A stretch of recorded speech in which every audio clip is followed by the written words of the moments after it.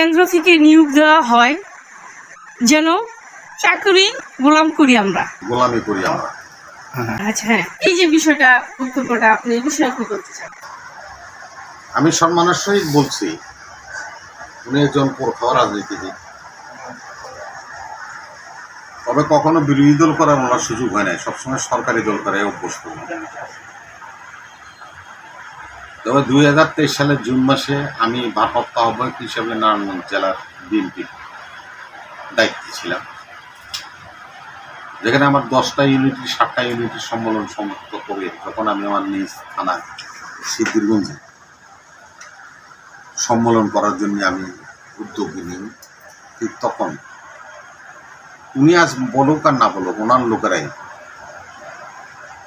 সেদিন আমার এই সম্মেলন পণ্ড করে দিয়েছিল এবং আমাকে স্থানস্থ করেছে। যেহেতু আমি 10টা ইউনিটি 7টা ইউনিটি আমি সম্মেলনের মাধ্যমে কমিটি প্রদান করেছিলাম।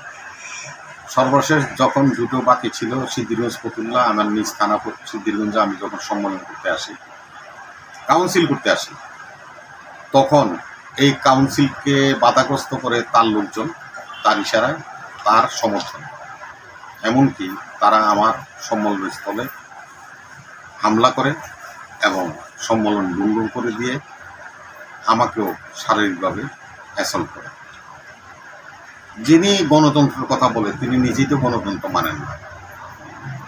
দলের একটা সম্মেলন করছিল, সম্মেলনে যদি তার প্রতিপক্ষের কোনো বক্তব্য থাকতো, সম্মেলনের স্থলে এসে হাজির হয়ে তারা বক্তব্য রাখতেন এবং তারা তাদের কথা বলতেন, তার নাম তো গণতন্ত্র। কিন্তু সম্মেলন স্থলকে গন্ডল করে দেওয়া, ভেঙে দেওয়া, এটা গণতন্ত্রের কোনো ইনস্টিটিউশনে আছে কিনা আমার জানা নেই। তবে উনি গণতন্ত্র নিয়ে চর্চা করেন। উনি নিজে মনোনীত হয়েছে, আমার কমিটি ভেঙে দিয়ে উনি নিজে মনোনীত হয়ে নারায়ণগঞ্জ জেলা বিএনপির আহ্বায়ক হয়েছিলেন। ওই কমিটিতে আমিও যুগ্ম আহ্বায়ক ছিলাম, আমিও মনোনীত হয়েছি।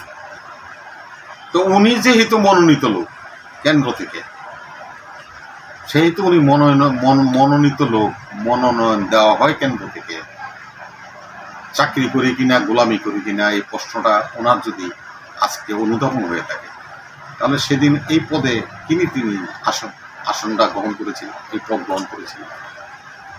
তাহলে আমার কাছে আমি ধরে নিতে পারি যে চাকরি গোলামি করার কন্ডিশনে এবং আগামীতে নির্বাচন হলে তার নমিনেশনটা কনফার্ম করার জন্য গোলামি এবং চাকরি তিনি করেছেন।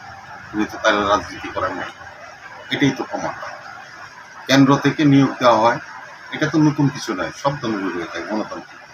আহ্বায়ক কমিটি হয়, তারপরে সম্মেলনের মাধ্যমে। উনি যে সম্মেলনটা করেছিলেন স্কুলের মধ্যে, যে সম্মেলনে কি ভোটে নির্বাচিত হয়েছিলেন গিয়াসউদ্দিন, বিএনপির নারায়ণগঞ্জের সভাপতি হয়েছিলেন, বা ওনার সাধারণ সম্পাদক কি ভোটের মাধ্যমে নির্বাচিত হয়ে, কাউন্সিলরদের দ্বারা নির্বাচিত হয়ে তারা কি নির্বাচিত হয়েছিলেন?